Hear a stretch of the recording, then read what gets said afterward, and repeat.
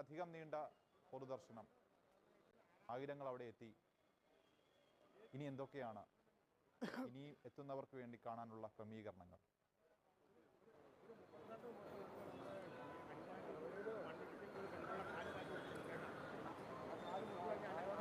കണ്ടനാട്ടെ വീട്ടിലേക്കാണ് അദ്ദേഹത്തിൻ്റെ ഭൗതികദേഹം ഞാനിപ്പോൾ നിൽക്കുന്ന എറണാകുളം ടൗൺ ഹാളിൽ നിന്ന് കൊണ്ടുപോയിരിക്കുന്നത്.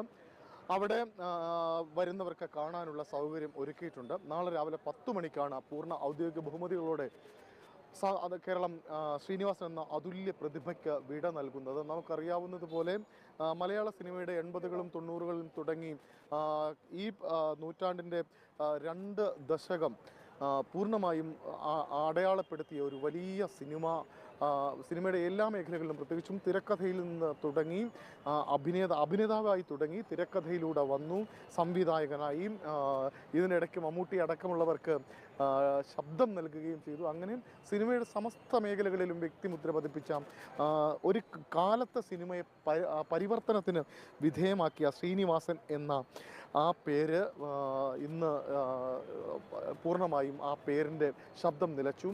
നാളെ 10 മണിക്കാണ് അദ്ദേഹത്തിൻ്റെ സംസ്കാര ചടങ്ങുകൾ നടക്കുക. ഞാനിപ്പോൾ നിൽക്കുന്ന എറണാകുളം ടൗൺ ഹാളിലേക്ക് 10,000-കണക്കിന് ആളുകളാണ് 2.25 മണിക്കൂർ നേരമാണ് ഇവിടെ അദ്ദേഹത്തിൻ്റെ ഭൗതികദേഹം പൊതുദർശനത്തിന് വെച്ചത്. മമ്മൂട്ടിയും മോഹൻലാലും ഉൾപ്പെടെയുള്ള പ്രധാനപ്പെട്ട താരങ്ങളെല്ലാം തന്നെ അദ്ദേഹത്തിൻ്റെ ജീവനറ്റ ശരീരത്തിന് അടുത്ത് വന്നിരിക്കുന്ന ആ കാഴ്ച എത്രയോ നിറമുള്ള ഓർമ്മകളായിരുന്നു അവർക്ക് ശ്രീനിവാസൻ എന്ന മനുഷ്യനുമായിട്ടുള്ളത്.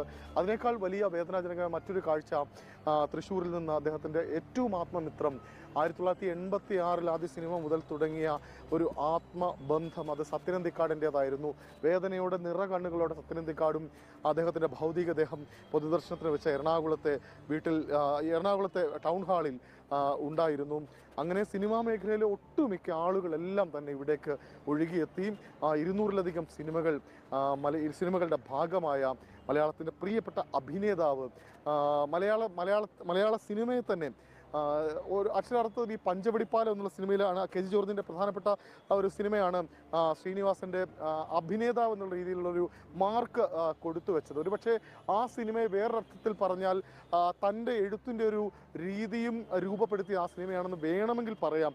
പ്രത്യേകിച്ചും അതിനുശേഷം പഞ്ചവടിപ്പാലത്തിന് ശേഷം വന്നിട്ടുള്ള ഏറ്റവും വലിയ രാഷ്ട്രീയ ആക്ഷേപഹാസ്യ സിനിമ എന്ന് പറയുന്നത് അത് സന്ദേശം തന്നെയാണ്. സ്വാഭാവികമായും അവിടുന്ന് ആ ഒരു തുടർച്ചയിലേക്കാണ് പോകുന്നത്. അല്പം മുമ്പ് ഞാൻ രഞ്ജി പണിക്കരോട് സംസാരിക്കുമ്പോൾ രഞ്ജി പണിക്കർ പറഞ്ഞിട്ടുള്ള ഒരു പ്രധാനപ്പെട്ട കാര്യം, മലയാള എഴുത്തിൽ കുഞ്ചൻ നമ്പ്യാരുടെയും VK-ൻ്റെയും ഒരു ഭാഷാ ശരീരമുണ്ട്.